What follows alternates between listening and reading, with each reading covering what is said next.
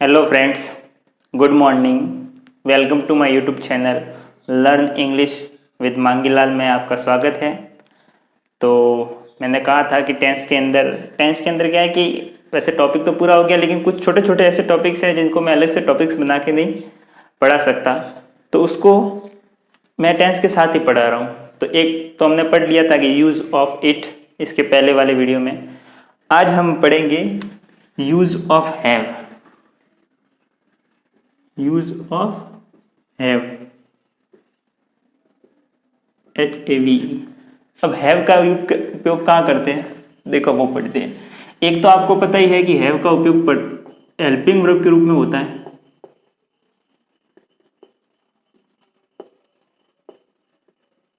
कौन से टेंस में होता है हेल्पिंग वर्ब के रूप में? तीसरे टेंस में, यानी कि प्रेजेंट परफेक्ट टेंस में। और कब कैसे होता है? यदि हैज है और हैव है, ठीक है, होगा तो प्लूरल के रूप में आएगा, प्लूरल के साथ हैव का प्रयोग होगा, और हैज है तो सिंगुलर के साथ लगेगा, ठीक है। और इन दोनों के बाद में हमेशा वर्ब की थर्ड फॉर्म आती है, ये तो हमें पता है, ठीक है। अब दूसरा कि हैव का उपयोग हेल्पिंग वर्ब के रूप में तो आ गया। अब हम पढ़ते हैं मेन वर्ब के रूप में।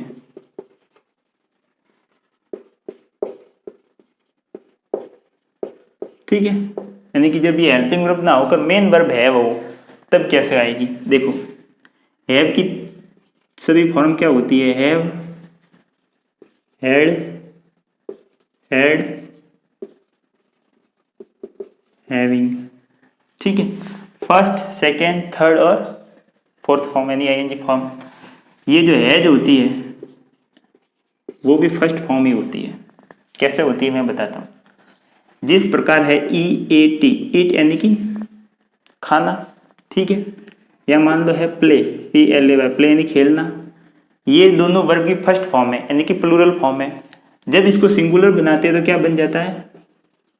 ईट्स। प्ले का बन जाता है प्लेज। अगर मान लो क्रिया है गो, तो गो का बन जाएगा गोज, ठीक है। यानी कि ये वर्ब है, मेन वर्ब है, और इसको जब प्लूरल बनाते हैं तो ये बन जाता है। इसी तरह जब हैव है, हैव वर्ब की फर्स्ट फॉर्म है, और इसको जब प्लूरल बनाते हैं, ये सब क्या है? सॉरी, ये है सब प्लूरल है। जब इन सबको सिंगुलर बनाते हैं तो ये वाली बनती है, लेकिन जब हैज को सिंगुलर बनाते हैं, सिंगुलर वर्ब बनाते हैं, तो ये बन जाता है हैव, बन जाता है हैज में, ठीक है। तो हैज और हैव दोनों ही वर्ब की फर्स्ट फॉर्म, ये फर्स्ट फॉर्म है और ये भी फर्स्ट फॉर्म है, लेकिन ये हैव प्लूरल फॉर्म है और ये हैज सिंगुलर फॉर्म है। तो हैज और हैव ये दोनों ही वर्ब की फर्स्ट फॉर्म है, हैड सेकंड फॉर्म है, और हैविंग वर्ब की फोर्थ फॉर्म है। और जब हैव का मतलब मेन वर्ब के रूप में होता है, तब इसका अर्थ होता है रखना। एक अर्थ तो होता है रखना, और एक होता है ग्रहण करना। ग्रहण करना बोले तो खाना। अगर मान लो आपने जूस पिया तो जूस को ग्रहण किया, नाश्ता किया तो नाश्ते को ग्रहण किया, खाया, ठीक है। तो ग्रहण करना कोई भी खाद्य या पेय पदार्थ, खाद्य या पेय पदार्थ, यानी कि इसका अर्थ ईट का ही निकलता है, ठीक है। अब देखो, तो पहले तो मैं इसका एक अर्थ बताता हूँ, रखना। अब रखना का अर्थ कैसे होगा, देखो इसको देखते हैं। मान लो कि मैंने एक वाक्य लिखा, सीता के पास 2 गाय है, ठीक है। एक मैंने वाक्य लिखा, मेरे पास 2 कार थी, ठीक है। एक वाक्य लिखा, राम के पास 2 मकान थे, ठीक है। या मैंने लिखा, सीता के पास 2 किताबें होगी,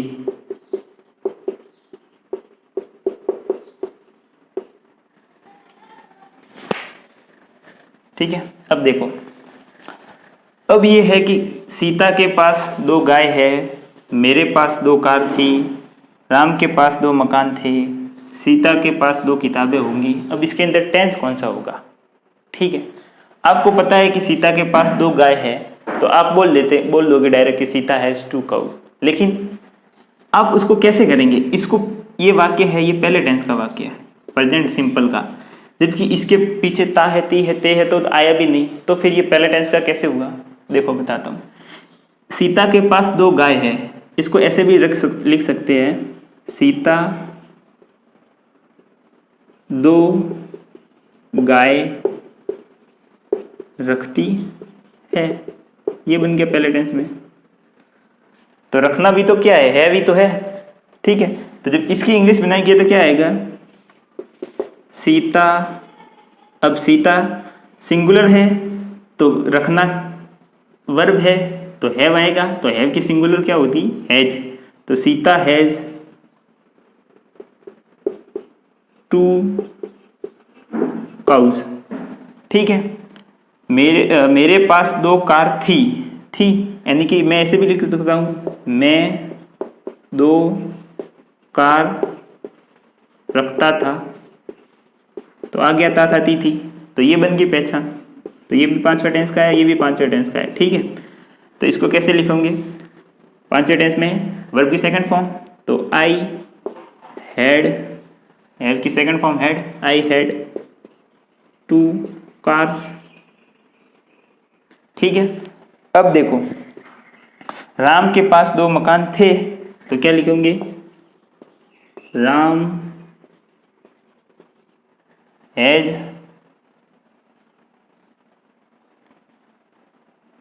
नहीं, इसको ये थोड़ा हेड वाला हो गया, ये इसको ये कर लेते हैं,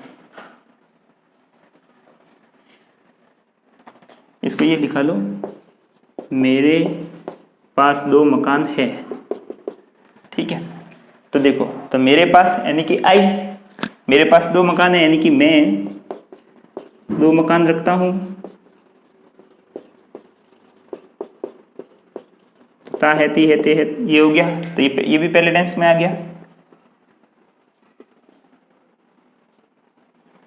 तो अब देखो, तो मैं किससे लिखूंगा? I have 2 houses. सीता के पास 2 किताबें होगी, सीता विल हैव 2 बुक्स। अब ये जो है ये नम्मा टेंस है, होगा, होगी, होगे। ठीक है, यानी कि इसको जब इसे रखना के रूप में लिखेंगे तो क्या होगा? सीता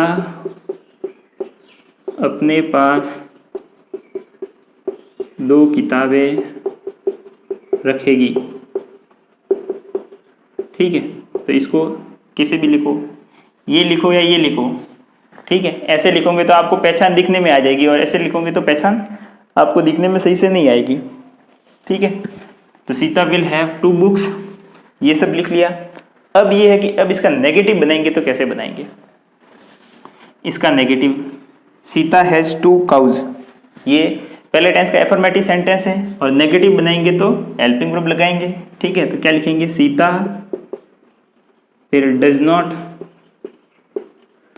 और डज नॉट के बाद में कौन सी आती है? वर्ब की फर्स्ट फॉर्म। तो अब वापस हम हैज नहीं लिखेंगे और क्या लिखेंगे? Have. Does not have 2 cows. इसके लिए लिखेंगे तो क्या लिखेंगे? ये 5वां टेंस है, 5वें टेंस का नेगेटिव बनाएंगे तो डिड हेल्पिंग वर्ब आएगी। तो आई डिड नॉट, और अगर डिड आ गया तो वर्ब की फर्स्ट फॉर्म आएगी, यानी कि वापस हैव आएगा। I did not have 2 cars, और इसको वापस बनाएंगे नेगेटिव, तो ये तो पहला टेंस ही है, तो क्या होगी? I do not have, do आ गया तो हैव की तो फर्स्ट फॉर्म ही आएगी, डू नॉट हैव 2 हाउसेस। ठीक है, अब ये नम्मा टेंस से ध्यान रखना, ये विल हैव ये पूरी हेल्पिंग वर्ब नहीं है, ये बोली हेल्पिंग वर्ब नहीं है, ये नम्मा टेंस है, ये तो है हेल्पिंग वर्ब और ये है वर्ब रखना। ठीक है, तो नॉट लगाओगे तो हेल्पिंग वर्ब के बाद में लगाओगे तो इसका नेगेटिव क्या होगा, Sita will not have two books. समझ में आ गया? यानी कि हैव का मतलब होता है रखना। अगर आपके पास कोई चीज़ है, मेरे पास एक मार्कर है, ठीक है, तो इसको मैं ऐसे भी कह सकता हूँ कि मैं एक मार्कर पेन रखता हूँ, I have a marker pen. ठीक है, तो ये रखता हो रखती हो ऐसे भी लिख सकते हैं, और है मेरे पास है इसको ऐसे भी कह सकते हैं। अगर किसी चीज़ पर आपका अधिकार है तो वो हैव के रूप में आप लिख सकते हो, हैव को उपयोग करके। ठीक है, एक होता है रखना तो आ गया, एक हो गया ग्रहण करना। अब ग्रहण करना कैसे, आप ईट की जगह हैव का प्रयोग कर सकते हो। तो कहते हैं ना, कृपया नाश्ता कर लीजिए, प्लीज़ हैव अ ब्रेकफास्ट। तो हैव अ ब्रेकफास्ट का मतलब क्या है कि प्लीज़ ईट ब्रेकफास्ट। ठीक है, तो अगर मान लो जैसे कि अगर मैंने ये कहा कि सीता आम खा रही है,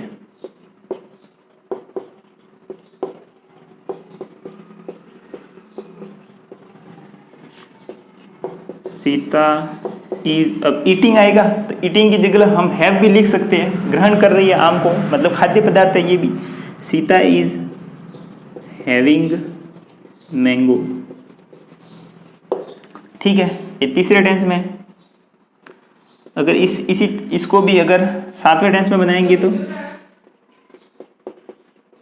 सीता फिर हैड और हैविंग की वापस थर्ड फॉर्म, यानी कि हैड, सीता हैड मैंगो। ठीक है, अगर इसको 90 टेंस में बनाएंगे तो क्या बनेगा, सीता विल हैव मैंगो।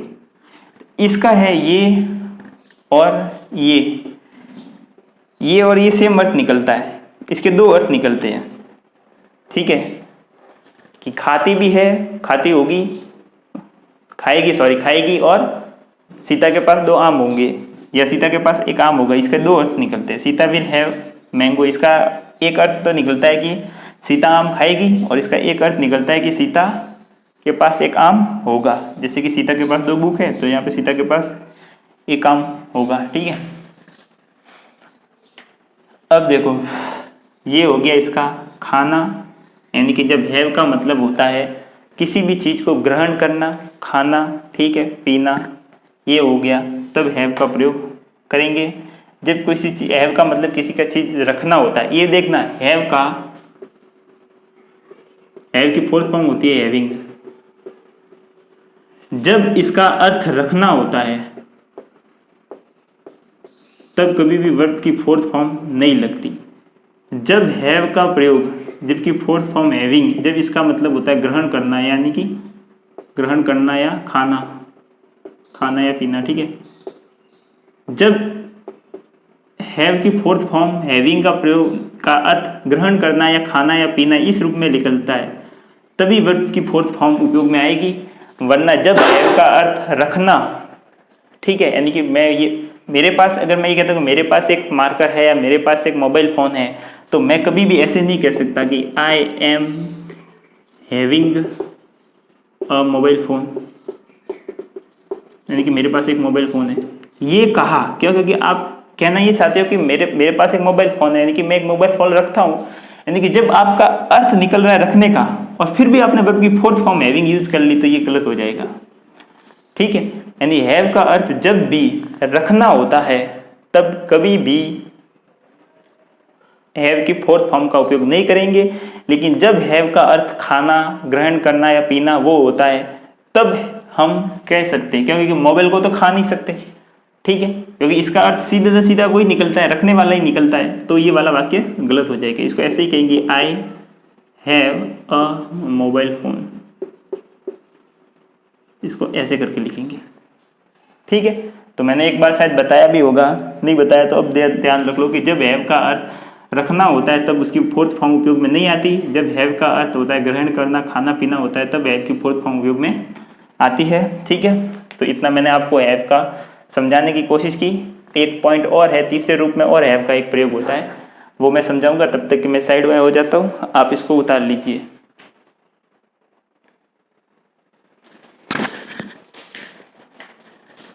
ठीक है, तो एक तीसरा पॉइंट और होता है हैव का प्रयोग।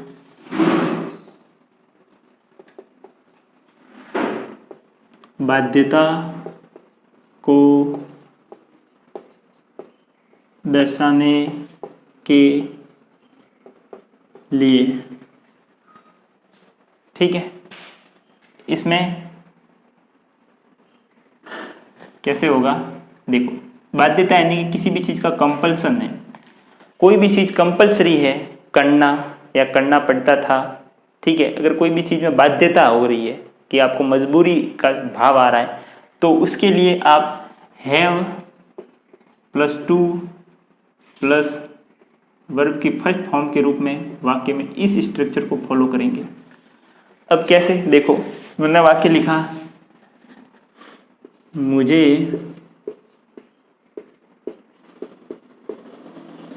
होमवर्क पूरा करना पड़ता है। ये मेरी बाध्यता है, कंपल्सरी मुझे पूरा करना पड़ता है। ठीक है, अगर मान लो भूतकाल की बात करें, मुझे कपड़े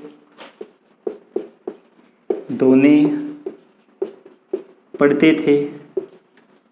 ठीक है, या मान लो दिखा, मुझे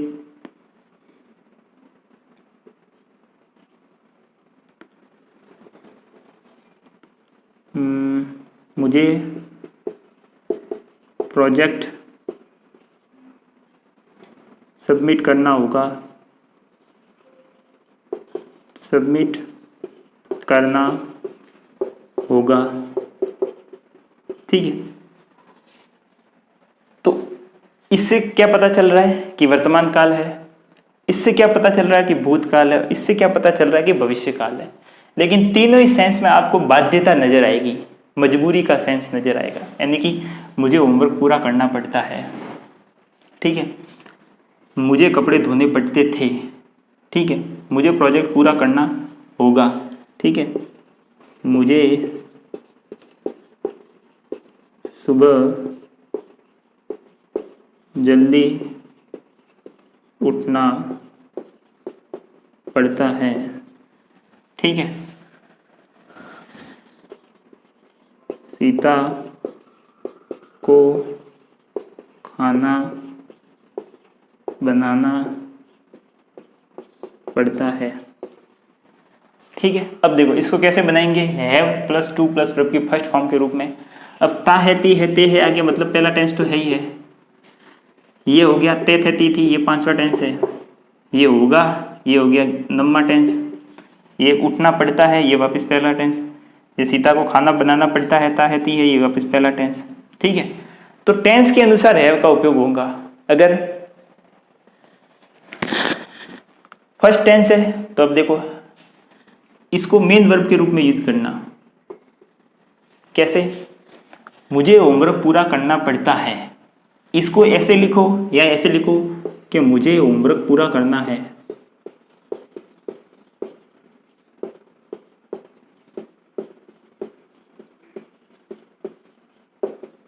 मुझे होमवर्क पूरा करना है, ये बाध्यता है, करना ही है मुझे। ठीक है, तो इसको ये करो या ये करो, ये दोनों ही बातें एक ही है। ये वर्तमान काल में आपकी बाध्यता है कि आपको होमवर्क पूरा करना है। ठीक है, या करना पड़ता है, तो आप इसको कैसे लिखोगे, I have to complete my homework. ऐसे हैव को मेन वर्ब लिखा, I have to complete my homework. ठीक है, अब मान लो ये का ये, सीता को खाना बनाना पड़ता है। ठीक है, रोज बनाना पड़ता है। और अगर वर्तमान की भी बात करें, ठीक है, कि सीता को खाना बनाना है, सीता को खाना बनाना है, मतलब ये इसकी बाध्यता है कि अभी उसको वर्तमान में खाना बनाना ही है। ठीक है, ये भी उसकी बाध्यता है, इस वो टाल नहीं सकती। ठीक है, तो इसको भी कैसे लिखेंगे, सीता और यहाँ जब सीता ये हैव है तो इसको मेन वर्ब के रूप में यहाँ यूज करेंगे तो क्या होगी, पहला टेंस है तो सिंगुलर फॉर्म यूज होगी हैव की, यानी कि Sita has to cook food. ठीक है, अब मुझे कपड़े धोने पड़ते थे तो इसको भूतकाल में जाएगा पांचवा टेंस, तो हैव की सेकंड फॉर्म आएगी I had to wash clothes. ये आ गया। और ये जैसे कि मुझे प्रोजेक्ट सबमिट करना होगा, ये भविष्य काल है, लंबा टेंस है, तो इसमें क्या लिखेंगे आई, ये भी बाध्यता है, फिक्स है, करना ही होगा, ठीक है, टाल नहीं सकते, तो इसको आई विल हैव टू, इसको शैल हैव भी लिख सकते, कोई जरूरी नहीं है, ठीक है, I shall have to submit the project. ठीक है, मुझे सुबह जल्दी उठना पड़ता है। ठीक है, या अगर मैं इसको ऐसे कहूँ कि मुझे सुबह जल्दी उठना है, मुझे सुबह जल्दी उठना है। ठीक है, दोनों ही बात यही कह रहा है कि आपको वर्तमान में आपकी कंपलसरी, आपकी बाध्यता है कि आपको उठना है। ठीक है, तो इसको कैसे लिखेंगे, I have to get up early in the morning.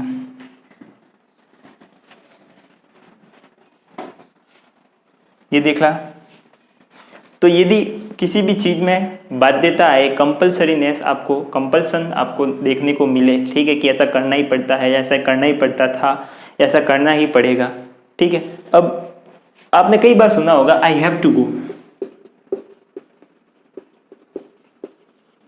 ठीक है, मान लो आप दोस्तों के साथ बैठे हो, ठीक है, गप्पे मार रहे हो और अचानक से पापा का फोन आ गया कि अभी के अभी घर आ, तो आप दोस्तों को क्या होंगे, नहीं मुझे अभी जाना है। जाना है मतलब अभी वर्तमान में ये बाध्यता है कि जाना ही है, इसको टाल नहीं सकते, तो क्या लिखते हो आप, I have to go. Have के बाद में वो चीज लिखते जो आपको करनी ही है। ठीक है, तो आई हैव टू गो। अब अगर मान लो ऐसे कि मुझे जाना है, मुझे जाना है, ठीक है, तो अगर मान लो ऐसे हो गया मुझे जाना पड़ा, मुझे जाना पड़ा, तो क्या लिखूंगे, आई हैड टू गो। ठीक है, मुझे जाना है और मुझे जाना पड़ता है, दोनों एक ही चीज है और दोनों को इसमें ही लिखेंगे। और मुझे जाना पड़ा, ठीक है, या मुझे जाना पड़ता था, दोनों को इसमें ही लिखेंगे। और मुझे जाना पड़ेगा, ठीक है, मुझे जाना पड़ेगा, I will have to go, या आई शैल हैव टू गो भी लिख सकते हैं, आई शैल हैव टू गो। ठीक है, तो आपने ये कई बार सुना होगा। अब इसको नेगेटिव बनाएंगे, तो ये पहला टेंस है, अगर मान लो इसका नेगेटिव अगर हम बनाना चाहें तो कैसे बनाएंगे, सिर्फ पहले टेंस का नेगेटिव बनाने के लिए डू नॉट, डज नॉट वो आएगा, तो क्या लिखेंगे, I don't have to complete my homework, लेकिन मुझे मेरा काम पूरा नहीं करना पड़ता है। मुझे कपड़े धोने पड़ते थे, इसका नेगेटिव बनेंगे तो क्या होगा, आई डिड नॉट, और जब डिड नॉट आ गया तो फिर हैव की हैड नहीं आके हैव आएगा, I did not have to wash clothes. ये है कि मुझे प्रोजेक्ट सबमिट करना होगा, और इसका जब अगर हम नेगेटिव बनाएंगे तो क्या होगा, आई शैल हैव ना, I shall not have to submit the project. ठीक है, अब देखो मुझे सुबह जल्दी उठना पड़ता है, या मुझे सुबह जल्दी उठना है, और इसका अगर नेगेटिव बनाएंगे तो मुझे सुबह जल्दी उठना नहीं पड़ता है, या मुझे सुबह जल्दी नहीं उठना है, तो इसका नेगेटिव क्या होगा, I don't have to get up early in the morning. ठीक है, अब देखो Sita has to cook food, सीता को खाना बनाना पड़ता है या सीता को खाना बनाना है। ठीक है, इसको अगर नेगेटिव बनाएंगे तो कैसे लिखेंगे, सीता और नेगेटिव के साथ आता है डज नॉट, और डज नॉट आ गया तो फिर हैज नहीं आके वर्ब की फर्स्ट फॉर्म आएगी यानी कि have. Sita does not have to cook food. ठीक है, आगे बात आपको समझ में। तो तीसरी हैव का प्रयोग क्या होता है, बाध्यता को दर्शाने के लिए। ठीक है, कि अगर इसका नेगेटिव बनाएंगे तो I don't have to go, I did not have to go, I shall not have to go. ठीक है, ये इसका नेगेटिव बनेगा। और आप एक ने और सुना होगा कि मैंने सुना होगा नहीं, मैंने ही बताया होगा कि मैंने जब दूसरा टेंस पढ़ाया था, सेकंड टेंस यानी कि प्रेजेंट कंटिन्यूस, उसमें मैंने एक और वाक्य बताया था कि यदि वाक्य के अंत में ना है, नी है, ने है, ना था, नी थी, ने थे, वो आ जाए तो इसको एक और भी लिख सकते हैं। देखो, मुझे घर जाना है, मुझे घर जाना है, या उसे गांव जाना था।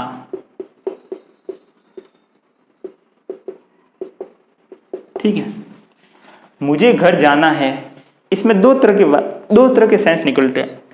एक तो आप ऐसे ही कह रहे हो कि नहीं मुझे घर जाना है, ठीक है, मतलब अभी इम्पोर्टेंट नहीं है कि अभी का अभी जाना है, लेकिन आप कह रहे हो कि नहीं मुझे घर जाना है, मुझे यार होमवर्क भी पूरा करना है। ठीक है, लेकिन अभी का अभी आपकी बाध्यता नहीं है। और तो इसको हमने ऐसे भी बोला था कि सब्जेक्ट प्लस बी वर्ब आता है, is, are, am plus to plus verb की फर्स्ट फॉर्म प्लस ऑब्जेक्ट, ऐसे करके लिखा था। इसमें मैंने शायद दूसरे टेंस का कौन सा, पहला, दूसरा, तीसरा या चौथा टाइप बताया था जिसमें ना है, नी है, ने है आता है। तो मुझे घर जाना है, आप ऐसे ही बोलोगे यार मुझे घर जाना है। ठीक है, अभी कोई इंपॉर्टेंट नहीं है, सुबह है और आपको पता है कि मतलब शाम तक घर जाना है। तो जब तक बाध्यता ज़्यादा नहीं हो, बस ऐसे ही कह रहे हो कि हाँ मुझे ये काम भविष्य में करना है। ठीक है, तब तो सिर्फ इसको ऐसे ही लिखेंगे, I am to go home. ठीक है, और मान लो अचानक से पापा का फोन आ गया, ठीक है, कि अभी के भी घर आ, तब आपकी बाध्यता होगी। ठीक है, कि जाना ही है, आप उसको टाल नहीं सकते। तो आप फिर उसको कैसे लिखोगे, I have to go home.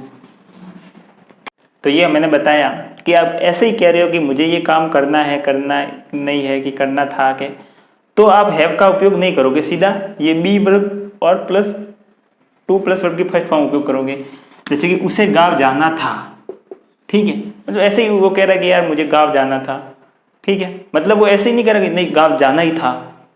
ठीक है, कंपलसरी नहीं था उसके लिए, वो ऐसे बोला यार मुझे भी गांव जाना था या मुझे गांव जाना था, मैं नहीं गया। ठीक है, तो कंपलसरी नहीं था।